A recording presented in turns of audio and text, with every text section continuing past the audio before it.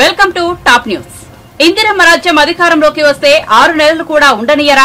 40% ఓట్లతో గెలిచిన ప్రభుత్వాన్ని పడగొడతారా? పాలమూరు బిడ్డ రాష్ట్రాన్ని పాలించకూడదా అని తెలంగాణ ముఖ్యమంత్రి రేవంత్ రెడ్డి ప్రశ్నించారు. మహబూబ్ నగర్ లో పాలమూరు ప్రజా దీవెన సభలో ఆయన పాల్గొన్నారు. ఈ సందర్భంగా మాట్లాడుతూ తమ ప్రభుత్వాన్ని కూలదోసే దమ్ము ఎవరికీ లేదన్నారు. 10 ఏళ్లు పాలించిన వారు 2 నెలలకో ప్రభుత్వాన్ని కూలగొడతామని అంటున్నారని మండిపడ్డారు. ఎవరైనా తోక జాడిస్తే కత్తిరించే కత్తెర తన చేతిలోనే ఉందన్నారు. పార్టీ ఫిరాయింపులు, పార్టీలను చీల్చడమే బీఆర్ఎస్ విధానమా అని మండిపడ్డారు. చెప్పినావు కదా, తుమ్మిళ్ళ దగ్గర కూర్చేసుకొని కూర్చొని ప్రాజెక్టు పూర్తి చేస్తా, అలంపూర్ గద్వాలకు నీళ్లు ఇస్తా అని చెప్పినావు కదా. 10 ఏళ్ళైనా నువ్వు ఆ పని చేయకపోతే మా మిత్రుడు సంపత్ కుమార్ గారు ఆయనలో తుమ్మిళ్ళ కోసం ఆడ కూర్చేసి రాబిడ్డ కుర్చీలో కూర్చుందిరా అని దీక్ష చేస్తే మేము వెళ్ళి మద్దతు ఇచ్చినాం. కూర్చేసుకొని కూర్చొని తుమ్మిళ్ళని పూర్తి చేయలేదు కానీ మందేసుకొని పాములో బోర్ల పక్కల పండుగ. అందుకే ఇవాళ ఈ తెలంగాణ రాష్ట్రంలో ఇందిరమ్మ రాజ్యం కాంగ్రెస్ ప్రభుత్వం ఏర్పడిన వెంటనే పెద్దలు ఉత్తమ్ కుమార్ రెడ్డి గారితో మాట్లాడి పాలమూరు జిల్లాలో ఉన్న ప్రతి ప్రాజెక్టును ఆదివాసి కావచ్చు, తుమ్మిళ్ళ కావచ్చు, పాలమూరు రంగారెడ్డి ఎత్తిపోతలు కావచ్చు, కల్వకుర్తి కావచ్చు, భీమ కావచ్చు, నెట్టంపాడి కావచ్చు, కోయిల్సాగర్ కావచ్చు, మక్తల్ నారాయణపేట కొడంగల్ ఎత్తిపోతల పథకం కావచ్చు, ఈ ప్రాజెక్టులకు నీళ్లు ఇవ్వాలి, పాలమూరు పచ్చని పంటలతో పండాలి అని మా ప్రయత్నం చేసినాం, సమీక్ష చేసినాం. అందుకే మిత్రులారా, ఈ వేదిక మీద నుంచి ఒక మాట చెప్పదలుచుకున్నా. ఈ పాలమూరులో విద్య కోసం, వైద్య కోసం, ఉద్యోగాల కోసం, ఉపాధి కోసం, సాగునీటి ప్రాజెక్టుల కోసం planning commission vice chairman Chinnareddy గారి నేతృత్వంలో ఒక ప్రత్యేకమైన వ్యవస్థను ఏర్పాటు చేసి ప్రతి నియోజకవర్గంలో కావాల్సిన అభివృద్ధి పనులకు వేగంగా అనుమతులతో పాటు నిధులు ఇచ్చే బాధ్యత నేను తీసుకుంటా. ఈ పాలమూరును అభివృద్ధి పదం వైపు నడిపించే బాధ్యత నాది.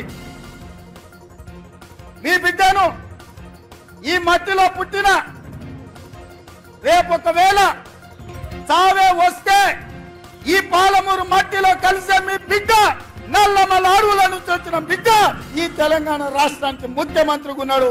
ఈ పాలమూరును దేశంలోనే ఆదర్శంగా ఉంచే జిల్లాగా అభివృద్ధి చేసే బాధ్యత నేను తీసుకుంటా. మిత్రులారా, ఇవాళ మీ బిడ్డ నాకు మీ భయం ఎందుకని నేను అడుగుతున్నాను. ఇవాళ మీ వాడు, మీ సోదరుడు, మీ మధ్య నుంచి వచ్చినోడు, స్థానిక సంస్థల బాధలు తెలిసినోడిని, జడ్పీటీసీ ఉంటే బాధే ఉంటుంది, ఎంపీటీసీ ఉంటే బాధే ఉంటుంది, వాళ్ళ గౌరవం ఎట్లుండాలి, సర్పంచుల మర్యాద ఎట్లా కాపాడాలని తెలుసుకుంటారు. ఇవాళ వాళ్ళందరూ పనులు చేసి బిల్లులు రాక ఆత్మహత్యలు చేసుకున్న పరిస్థితి ఉన్నది. కొంతమంది ఆత్మహత్యలు చేసుకున్నారు, కొంతమంది ఆలి మీద ఉన్న తాలి పుస్తలు అమ్ముకున్నారు. మీ బాధ నాకు తెలియదా? నేను చూడలేదా? మీ కష్టాలు తీర్చాలనేదే కదా నా ఆలోచన. మళ్ళీ ఇప్పుడు శాసన మండలి ఎన్నికలు ఇక్కడ వచ్చినాయి. మన ఎమ్మెల్యే కసిరెడ్డి నారాయణ రెడ్డి రాజీనామా చేస్తే శాసన మండలి ఎన్నికలు వచ్చినాయి. తొందరలోనే ఈ ఎన్నికల్లో పార్టీ పరంగా జీవన్ రెడ్డిని అభ్యర్థిగా ఏఐసిసి ప్రకటించబోతుంది. శాసన మండలి ఎన్నికల్లో ఆనాడు నన్ను ఎట్లయితే గెలిపించారో కాంగ్రెస్ పార్టీ తరఫున జీవన్ రెడ్డిని ఈ పాలమూరు శాసన మండలి ఎన్నికల్లో గెలిపించండి. ఈ రాష్ట్రానికి, ఈ జిల్లాకు ఉపయోగపడతాడు. ఎంపీటీసీల, జడ్పీటీసీల మర్యాద కాపాడతాడు. మీ పెండింగ్ బిల్లులను విడుదల చేయించే బాధ్యత జీవన్ తీసుకుంటాడు, సహకరించే బాధ్యత నేను తీసుకుంటాను. ఇదే కాదు మిత్రులారా, ఇవాళ ఆలోచన చేయండి. కేసీఆర్, టీఆర్ఎస్ వాళ్ళు మాట్లాడుతున్నారు, కృష్ణానది జలాలలో 10 ఏళ్ళైన ప్రాజెక్టులు పూర్తి చేయలే.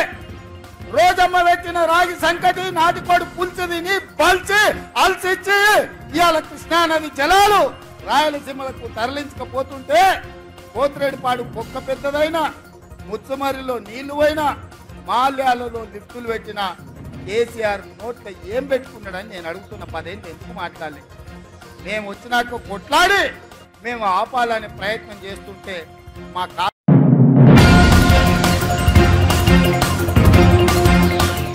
టీడీపీ అధినేత నారా చంద్రబాబు నాయుడు వచ్చే అసెంబ్లీ ఎన్నికలపై కసరత్తు ముమ్మరం చేశారు. దీనిలో భాగంగా తాజాగా బాబు ఢిల్లీ పర్యటన ఖరారైంది. చంద్రబాబు గురువారం ఢిల్లీ వెళ్లనున్నారు. బీజేపీతో సార్వత్రిక ఎన్నికలలో పొత్తు విషయమై ఢిల్లీలో కీలక చర్చలు జరపనున్నారు.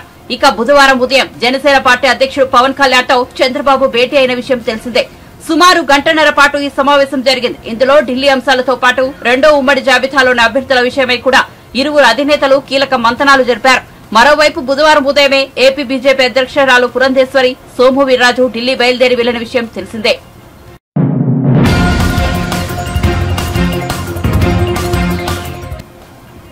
ఏపీ ముఖ్యమంత్రి జగన్మోహన్ రెడ్డి రైతులకు పెట్టుబడి రాయితీలను విడుదల చేశారు. మిచాంగ్ తుఫాన్తో పాటు ఇతర విపత్తుల కారణంగా గతేడాది నష్టపోయిన సుమారు 11.59 లక్షల మంది రైతన్నల ఖాతాలకు 1294.58 కోట్ల పంట నష్టపరిహారాన్ని బుధవారం సీఎం జగన్ తాడేపల్లి క్యాంపు కార్యాలయం నుంచి బటన్ నొక్కి జమ చేశారు. అనంతరం ముఖ్యమంత్రి మాట్లాడుతూ ఖరీఫ్ వర్షాభావం వల్ల మిచాంగ్ తుఫాన్ కారణంగా నష్టపోయిన రైతులకు సీజన్ ముగిసేలోగా రైతన్నలకు తోడుగా అండగా తమ ప్రభుత్వం ఉంటుందని చెప్పారు.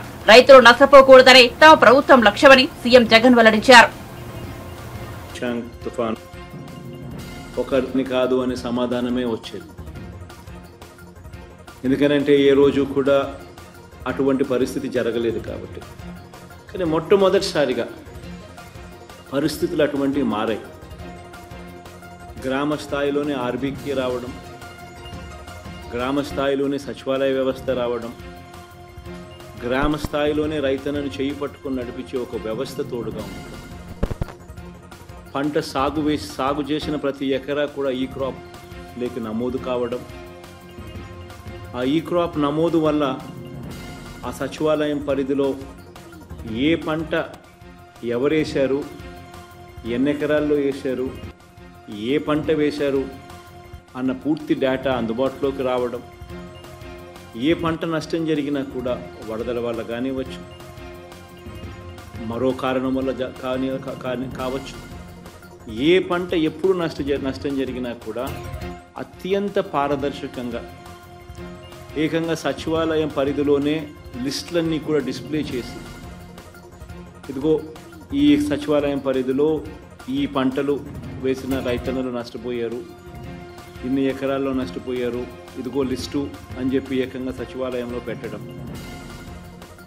వాళ్ళ రైతులు దాన్ని చూసుకునే వెసులుబాటు వాళ్ళకు రావడం, వాళ్ళు ఒకవేళ ఇంకా ఏదైనా పొరపాట్లు ఏదైనా లిస్టులో జరిగి ఉంటే దాన్ని కరెక్షన్ చేసుకునే వెసులుబాటు కూడా వాళ్ళకు అందుబాటులోకి ఉండడం, ఇటువంటి గొప్ప వ్యవస్థ గ్రామ స్థాయిలోకి రావడం, వచ్చిన తర్వాత ఎక్కడా కూడా కరప్షన్ లేకుండా, ఎక్కడా కూడా వివక్షకు చోటు లేకుండా పూర్తి పారదర్శకంగా ఆ లిస్టు డిస్ప్లే చేసి, ఇంకా ఏదైనా పొరపాటు ఏదైనా కరెక్షన్స్ ఏదైనా ఉంటే కరెక్షన్స్ని సైతం కూడా తీసుకుంటూ, ఎటువంటి పొరపాట్లకు అవకాశం ఇవ్వకుండా, ఎటువంటి వివక్షకు తావివ్వకుండా, ఎటువంటి లంచానికి అవకాశం ఇవ్వకుండా ప్రతి రైతుకు కూడా అందాల్సిన సమయం, అందాల్సిన సహాయం అందాల్సిన సమయంలో అందిస్తా ఉండే పరిస్థితి కేవలం ఈ 55 నెలల పాలనలోనే జరుగుతూ ఉంది అని చెప్పడానికి నిజంగా ఒక రైతు పక్షపాత ప్రభుత్వంగా చాలా అంటే చాలా సంతోషపడతా ఉన్నాను, ఆనందపడతా ఉన్నాను. ఎందుకంటే ఇంతకుముందు ఎప్పుడైనా కూడా ఇలాంటిది చేయగలుగుతాము, జరగగలుగుతుంది అని చెప్పి ఎవరైనా అంటే నమ్మే పరిస్థితి లేని పరిస్థితి నుంచి ఈరోజు నమ్మకం కలిగిస్తూ ప్రభుత్వం తోడుగా ఉంటూ అడుగులు వేస్తూ ఉంది. పంట నష్టపోవడమే కాకుండా మొన్నైతే నిన్న మిచాంగ్ తుఫాన్లో నష్టపోయిన పంట నష్టపోతే రంగుమారిన ధాన్యం ఇంతకుముందు ఎప్పుడు కొనే పరిస్థితి కూడా లేదు. తడిచిన ధాన్యం, రంగుమారిన ధాన్యం కొనుగోలు చేసే పరిస్థితి కూడా ఎప్పుడూ కూడా చూడలేదు గత ప్రభుత్వంలో. అలాంటిది ఈ ప్రభుత్వంలో రైతు నష్టపోకూడదు అని చెప్పి మొట్టమొదటిసారిగా అటువంటి ధాన్యాన్ని కూడా కొనుగోలు చేసే కార్యక్రమం దిశగా అడుగులు పడ్డాయి. మొన్న మిచాంగ్ తుఫాన్లు వచ్చినప్పుడు కూడా దాదాపుగా 3,25,000 టన్నులు ధాన్యం కొనుగోలు కూడా ఇలా రంగుమారిన ఇలా తడిచిన ధాన్యం కూడా కొనుగోలు చేయడం కూడా జరిగింది. అంటే ప్రభుత్వం అన్నది అన్ని రకాలుగా రైతులకు తోడుగా ఉండడం కోసం ఉంది. అన్ని రకాలుగా అందాల్సిన సహాయం సమయానికి కరెక్ట్గా ఇస్తూ తోడుగా నిలబడుతుంది అని భరోసా మొట్టమొదటిసారిగా ఈ 55 నెలల కాలంలో కలిగించారు. ఇలా అడుగులు ముందుకు వేస్తూ ఈ రెండు విపత్తుల వల్ల, అంటే గత ఏడాది ఖరీఫ్లో వర్షాభావం వల్ల, రబీ సీజన్ ప్రారంభంలో వచ్చిన మిచాంగ్ తుఫాన్ నష్టం వల్ల, ఈ రెండు విపత్తుల వల్ల నష్టపో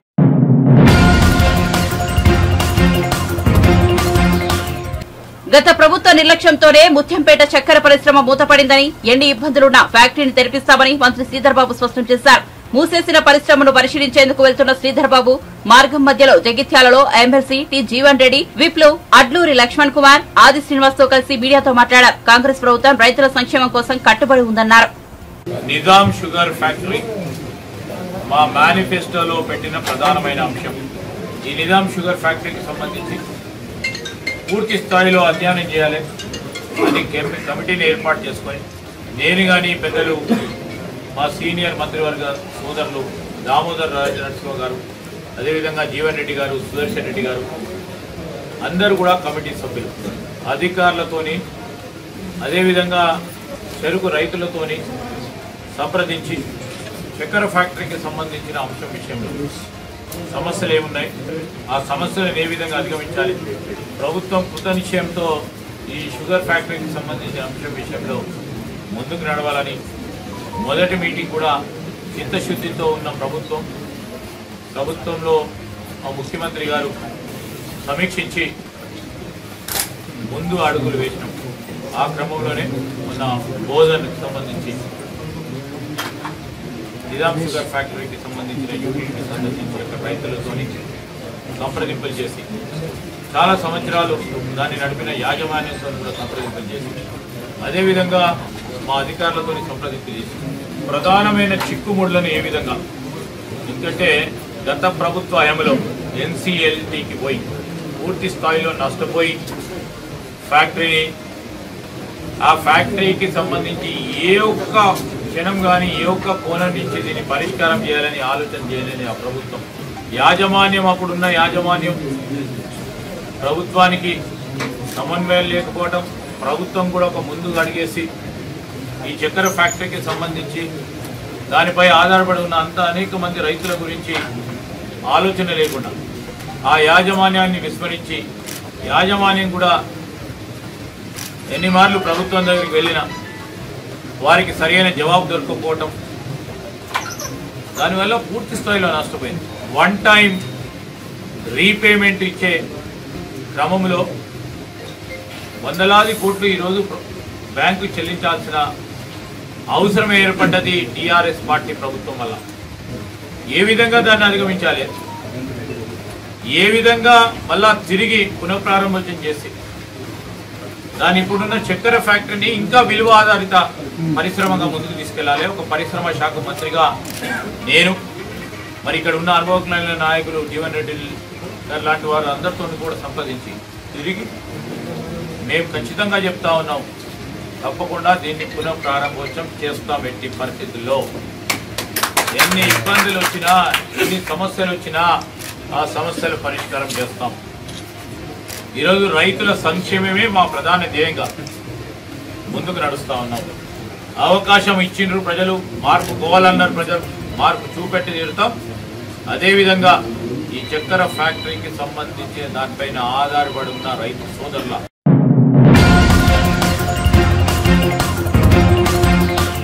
మంత్రి ఉత్తమ్ కుమార్ రెడ్డి అధికారులు సమావేశమయ్యారు. ఎన్డీఎస్ఏ కమిటీకి పూర్తిగా సహకరిస్తామని, ప్రాథమిక నివేదిక వీలైనంత త్వరగా ఇవ్వాలని కమిటీని మంత్రి ఉత్తమ్ కోరారు.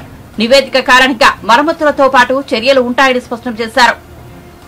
ఓకే, ఇప్పుడు ఈరోజు national dam safety authority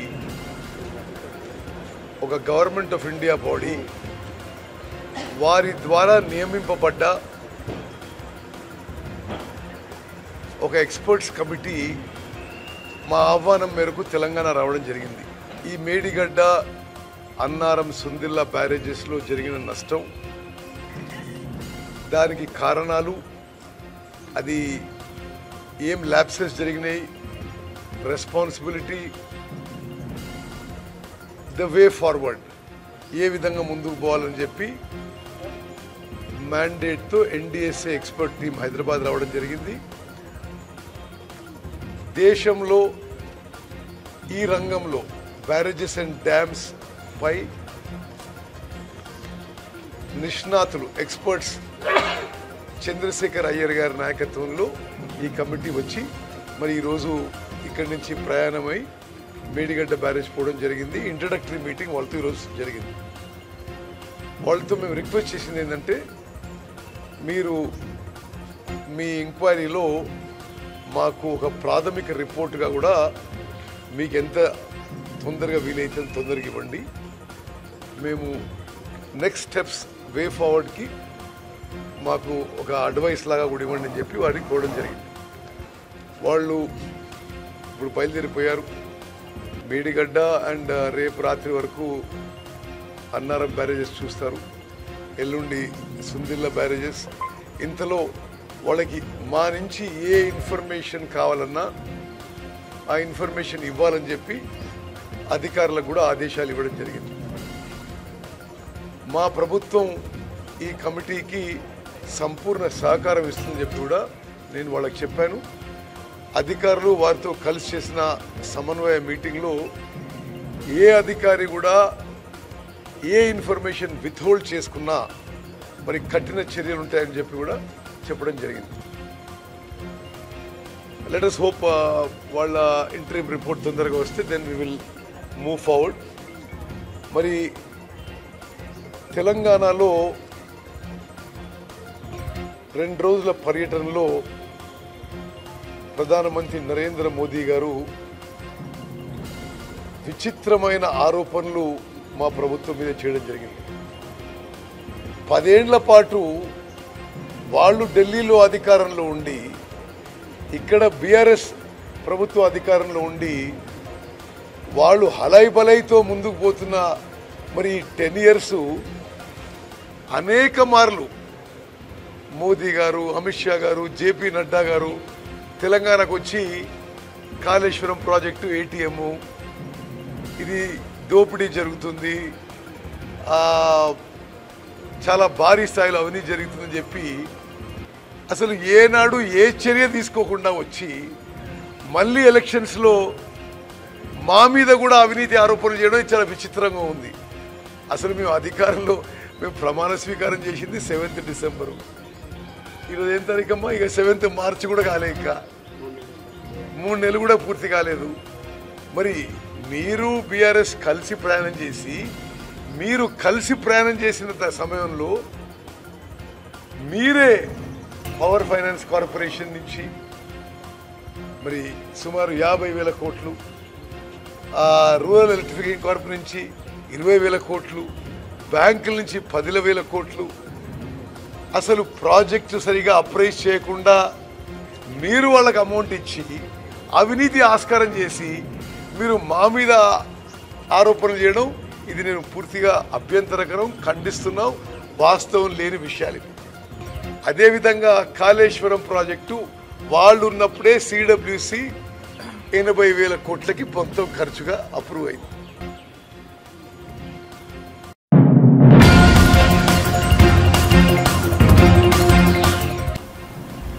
నీళ్లులేని Veligonda ప్రాజెక్టులో ఉత్పత్తి ప్రారంభోత్సవాలు చేసి జాతికి అంకితం చేస్తున్నానంటున్న జగన్మోహన్ రెడ్డి మాటలు విని రైతులు నవ్వుకుంటున్నారని టీడీపీ ఎమ్మెల్సీ భూమిరెడ్డి రాంగోపాల్ రెడ్డి ఎద్దేవా చేశారు. ఏడాదిలోనే వెలుగొండను పూర్తి చేస్తారన్న జగన్ 5 ఏళ్లలో ఆ ప్రాజెక్టు ద్వారా 1 ఎకరాకు సాగునీరు, 1 గ్రామానికి త్రాగునీరు ఇచ్చింది లేదన్నారు.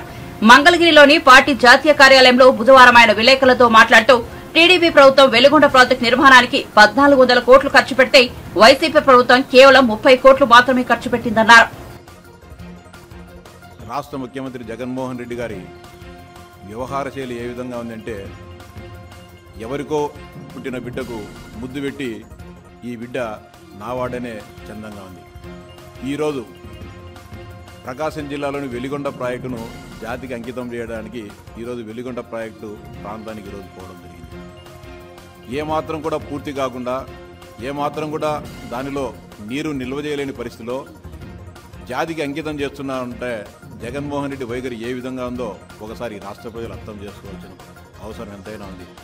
దాదాపు జగన్మోహన్ రెడ్డి గారు ముఖ్యమంత్రి కాకముందు ప్రతిపక్ష నాయకునిగా ఉన్నప్పుడు తన పాదయాత్ర సమయంలో కానీ లేకుంటే ఆ ప్రాంతంలో ఎన్నికల ప్రచారానికి పోయినప్పుడు కానీ తాను అధికారం చేపట్టిన ఒక్క ఏడాదిలోనే వెలిగొండ ప్రాజెక్టును పూర్తి చేసి ఆ ప్రాజెక్టు ఫలాలను ప్రకాశం జిల్లా పశ్చిమ ప్రాంత రైతాంగానికి అందుబాటులోకి తీసుకొని వస్తామని చెప్పి హామీ ఇవ్వడం జరిగింది. ఇప్పటికి దాదాపు 5 సంవత్సరాలు అవుతుంది ఆయన ముఖ్యమంత్రి.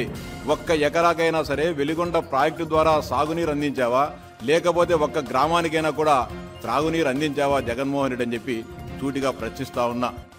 అంతేకాకుండా తెలుగుదేశం ప్రభుత్వ హయాంలో ఈ ప్రాజెక్టుకు గాను 1450 కోట్లు ఖర్చు పెడితే మీరు అధికారంలోకి వచ్చిన 5 ఏళ్లలో మీరు ఖర్చు పెట్టింది కేవలం 958 కోట్ల మాత్రమే. కానీ ఈరోజు తానే వెలిగొండ ప్రాజెక్టును పూర్తి చేశానని చెప్పి మీసాలు మెలేస్తూ జాతికి అంకితం చేసేదానికి సిగ్గు లేదా జగన్మోహన్ రెడ్డి అని ప్రశ్నిస్తా ఉన్నా. ఇంకా దాదాపు పునరావాసం కింద ఆ ప్రాంత ప్రజానీకానికి ఇంకా రిహాబిలిటేషన్ కార్యక్రమాలు చేపట్టాల్సి ఉండగా వాటిని ఏమాత్రం కూడా పూర్తి చేయకోకుండా ఈరోజు ఆ ప్రాంత రైతాంగం, ఆ ప్రాంత ప్రజలు అయ్యా మాకు పునరావాసాన్ని కార్యక్రమాలను పూర్తి చేయండి అని చెప్పి వినతి పత్రం ఇవ్వడానికి ప్రయత్నం చేస్తే ఈరోజు రైతులు ఎవరిని కూడా ఈ కార్యక్రమానికి జాతికి అంకితం చేసే కార్యక్రమానికి రాకుండా అడ్డుకుంటున్నారంటే రైతాంగం మీద ఎంత ప్రేమ ఉందో, ఈ వెలిగొండ ప్రాజెక్టు మీద ఎంత బాధ్యత ఉందో ఒకసారి రాష్ట్ర ప్రజానీకం ఆలోచించుకోవాలని చెప్పి విజ్ఞప్తి చేస్తున్నా. ఈ వెలిగొండ ప్రాజెక్టు ద్వారా లబ్ధి పొందేది రైతాంగం. ఆ రైతులని ఆ ప్రాజెక్టు సందర్శనకు రావద్దు, ఆ కార్యక్రమానికి రావద్దని చెప్పి పోలీసులు నిర్బంధించడము, వారందరికీ కూడా రైతాంగానికి అంతా కూడా నోటీసులు ఇచ్చి మీరు ఇళ్ల వద్దనే ఉండాలి, లేకపోతే మిమ్మల్ని పోలీస్ స్టేషన్లో కూర్చోబెట్టాల్సింది, సిగ్గు ఎగ్గు లేకుండా ఈ కార్యక్రమానికి శ్రీకారం చుట్టారంటే రైతాంగం పైన ఎంత ప్రేమ ఉందో ఒకసారి ఆలోచించాలని చెప్పి విజ్ఞప్తి చేస్తాను. ఇంకా దాదాపు 7,000 మంది నిర్వాసితులకు, అంటే దాదాపు 11 ముంపు గ్రామాల ప్రజలకు 1,500 కోట్లుగా పునరావాసాన్ని డబ్బులు ఇవ్వాల్సి ఉంది. దాదాపు 7,000 మందిని ఇంకా అలాగే ఉన్నారు కాబట్టే ఈరోజు వెలిగొండ ప్రాజెక్టులో ఒక చుక్క నీరు కూడా మనము నింపలేని దారుణమైన దుస్థితి ఈరోజు ఆ ప్రాంతంలో ఉంది. అంతేకాకుండా నిర్వాసితులకు పరిహారం లేదు, అంతేకాకుండా రిమిట్మెంట్ లేదు, డిస్ట్రిబ్యూటరీ కాలువలు లేవు, వంతెనల పనులు అసంపూర్తిగా ఉన్నాయి, ఇంకా పనులు అనేకం ఉన్నా కూడా వాటన్నిటిని పూర్తి చేయకోకుండా ఈరోజు జాతికి అంకితం చేస్తున్నారంటే కేవలం మరో 40 రోజుల్లో ఎన్నికలు ఉన్నాయి కాబట్టి జాతికి అంకితం చేశానని చెప్పి మీరు ఒక షో నిర్వహిస్తే ప్రకాశం జిల్లాలోని రైతాంగం అంతా కూడా నాకు ఓట్లు వేస్తారని అనుకోవడం మీ భ్రమ జగన్మోహన్ రెడ్డి.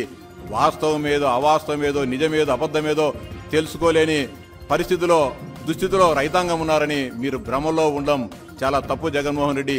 ఖచ్చితంగా మీ నిర్వాకాన్ని వచ్చే ఎన్నికల్లో వెలిగొండ ప్రాంత బాధిత రైతాంగమంతా, నీ బాధిత రైతాంగమంతా ఖచ్చితంగా సరైన తీర్పునిస్తారు జగన్మోహన్ రెడ్డి అని చెప్పి సందర్భంగా హెచ్చరిస్తా ఉన్నా. కేవలం చంద్రబాబు నాయుడు గారు తన 5 ఏళ్ల పరిపాలనలో వెలిగొండ ప్రాజెక్టును ఒక ప్రాధాన్యత ప్రాజెక్టుగా చేపట్టి పెద్ద ఎత్తున ప్రతి నెల దాని మీద సమీక్షలు నిర్వహించి దాదాపు 1,450 కోట్ల రూపాయలు ఖర్చు చేసి సొరంగాలను పూర్తి చేయడం జరిగింది. ఆ సొరంగాలను దాదాపు 10% పనులు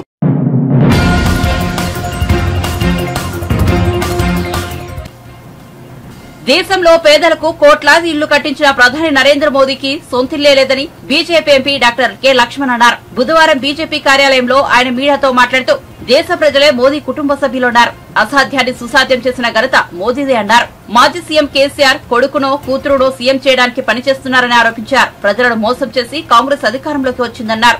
6 గ్యారంటీల పేరుతో తెలంగాణ ప్రజలను ముఖ్యమంత్రి రేవంత్ రెడ్డి మోసం చేస్తున్నారని విమర్శించారు. మహిళలకు నెలకు 2,500 ఎప్పుడు ఇస్తారు అని ప్రశ్నించారు. 500 రూపాయలకి సిలిండర్ ఇస్తామని చెప్పి ఇప్పుడు కొర్రీలు పెడుతున్నారన్నారు. విస్తృతంగా పర్యటిస్తూ ప్రారంభోత్సవాలు, శంకుస్థాపనలు, దేశానికి ఈ యొక్క ప్రాజెక్టును అంకితం చేస్తూ ఉంటే గతంలో ఏనాడు లేని విధంగా ఈ అభివృద్ధి దూసుకుపోతూ ఉంటే జీర్ణించుకోలేక, సహించలేక విపక్ష పార్టీలు, కాంగ్రెస్ నేతృత్వంలో కొనసాగుతున్నటువంటి కూటమి మోదీజీ గారిని వ్యక్తిగతమైనటువంటి దూషణలకు పాల్పడుతూ వారి యొక్క దిగజారుడు రాజకీయాలకు పరాకాష్ఠగా మారుతూ ఉన్నది. మోదీజీ ఒక కుటుంబం లేని వ్యక్తి అని ఎగతాళి చేసే వాళ్లకు ఈరోజు దేశ ప్రజలే సమాధానం చెప్తా ఉన్నారు. ఎక్కడికి వెళ్ళినా ఇవాళ మోదీ గారిని బ్రహ్మరథం పడుతూ మోదీమయంగా దేశమంతా కూడా వ్యాప్తి చెందడము, ఈ అవినీతి, బంధుప్రీతి, ఈ మైనార్టీ బుజ్జగింపు రాజకీయాల్లో మునిగిపోయినటువంటి కాంగ్రెస్తో సహా విపక్ష నేతలందరూ కూడా తీవ్ర ఆందోళనకు గురవుతున్నారు. వాళ్ళ కుటుంబ రాజకీయాలు, వారసత్వ రాజకీయాలు, అవినీతిని ఎండగడుతున్నందుకే మోదీకి కుటుంబం లేదంటూ విమర్శలు చేస్తా ఉన్నారు.